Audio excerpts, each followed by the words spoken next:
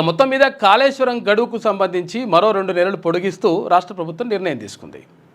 అంటే దీని ద్వారా ఏం చెప్తున్నారంటే మొత్తం మీద ఇంకా కేసీఆర్ తర్వాత ఇందులో విచారణకు రాలేదు, విచారణకు హాజరుగమని కూడా వాళ్ళు కోరలేదు.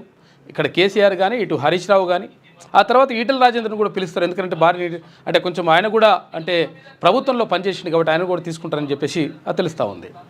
ఏది ఏమైనప్పటికీ ఇది మొత్తం మీద ఏది అంతరంగాల సీరియల్ లెక్క కాళేశ్వరం ఏది ఎంక్వైరీ అనేటువంటిది కొనసాగుతూ ఉంది.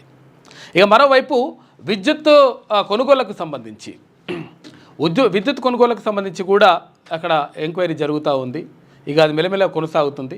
మరోవైపు ఫోన్ ట్యాపింగ్ కేసు, మరోవైపు గొర్రెల స్కాము, ఇట్లా ఈ కేసులతో పాటు ఇక ఈ కార్ రేసు ఇట్లా కొనసాగుతున్నటువంటి పరిస్థితి కనిపిస్తూ ఉంది. కానీ ఏది కూడా ముందర పడతలేదు. తర్వాత దేనికి కూడా ఫైనల్గా అంటే ఫైనల్ రిజల్ట్ ఇచ్చేటువంటి పరిస్థితి మాత్రం కనిపించట్లేదు.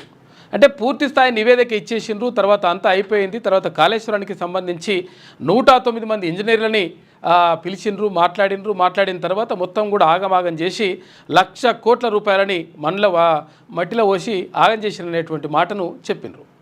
అయితే ఇంకా విచారణ మరి అంటే ఇందులో అప్పుడు ప్రభుత్వాన్ని నడిపించినటువంటి కేసీఆర్ కానీ, తర్వాత భారీ నీటిపారుదల శాఖ మంత్రిగా ఉన్నటువంటి హరీష్ రావు కానీ, వీళ్ళందరూ కూడా ఎవరు లేరు అనేటువంటి ఆరోపణల నేపథ్యంలో మరొక్కసారి మరో 2 నెలలు పొడిగిస్తూ ప్రభుత్వం నిర్ణయం తీసుకుంది. ఇక మళ్ళీ ఇంకా ఎంక్వైరీ మళ్ళీ నడుస్తుందంట.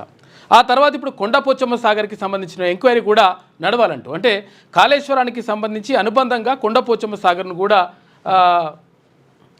నిర్మించారు కదా, దానికి సంబంధించి కూడా ఎంక్వైరీ నడవాలని చెప్పేసి ఒక చర్చ నడుస్తూ ఉంది. అందులో భాగంగా కొండపోచమ్మ సాగర్, ఇక మల్లన్న సాగర్, ఇక ఈ సాగర్లన్నీ మెల్లమెల్లగా అయిపోయేసరికి ప్రభుత్వం అయిపోయే టైం వస్తుందని చెప్పేసి కొంతమంది విమర్శలు చేస్తూ ఉన్నారు.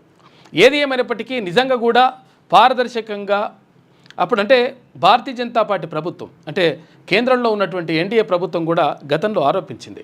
ఎందుకంటే కాళేశ్వరం ప్రాజెక్ట్ అనేటువంటిది ఇక్కడ కేసీఆర్కి తర్వాత ఆయన కుటుంబానికి ఏటీఎం లాగా మారింది అని చెప్పేసి అక్కడ నితిన్ గడ్కరీ చెప్పిండు. ఈ తర్వాత చాలామంది కూడా మాట్లాడిన తర్వాత అక్కడ కేంద్రం కానీ తర్వాత ఇప్పుడు రాష్ట్ర ప్రభుత్వం కానీ ఎంక్వైరీ చేస్తున్నాయి కానీ క్లియర్ రిపోర్ట్ మాత్రం తెప్పించుకోవట్లేదు.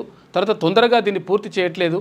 మొత్తం కూడా అలా తీసుకుపోయి చెర్లపల్లి జైలు వేస్తాం, ప్రత్యేకంగా వాళ్ళకు రూములు కట్టిస్తా అని చెప్పినటువంటి ఎవరైతే ఉన్నారో వాళ్ళు కనీసం దీని గురించి పట్టించుకోవట్లేనటువంటి ఆరోపణలు మాత్రం వినిపిస్తూ ఉన్నాయి.